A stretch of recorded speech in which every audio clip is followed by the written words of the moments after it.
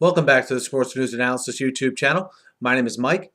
I'm continuing my Week 8 previews and analysis. This video is for the game between the Cincinnati Bengals and the New York Jets. It'll be played in Cincinnati. Both these teams coming off a big win. Cincinnati on the road in overtime against Detroit, and the Jets at home with the aid of a controversial call. They get the win against New England. But, you can't take away from the Jets is some good things they did in that game and some things I think they're going to need to continue in this one.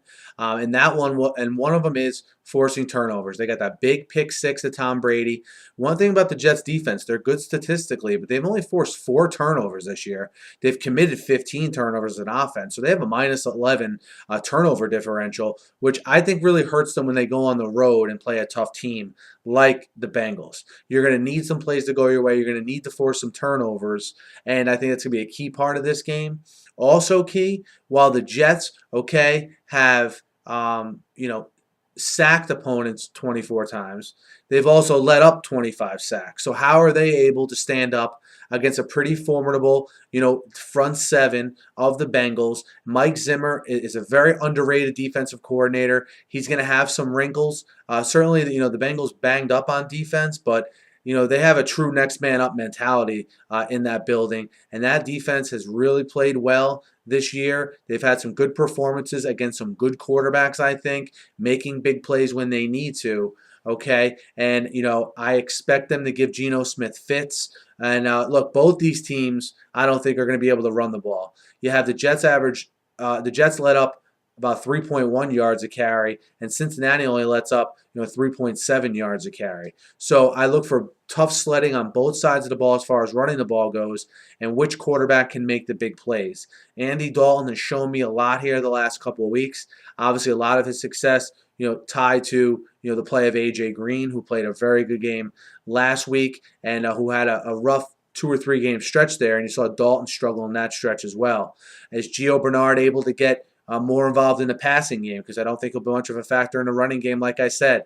Do those tight ends play like they did last week? They got a lot out of the tight ends last week. How do the Jets linebackers match up against those tight ends? These are some of the matchups I think you have to look out for. But I keep on coming back to the fact that outside of the Atlanta game, Geno Smith has struggled on the road, and I think this is a defense. We saw the fits that they gave Tom Brady in Cincinnati when they played there a couple weeks ago.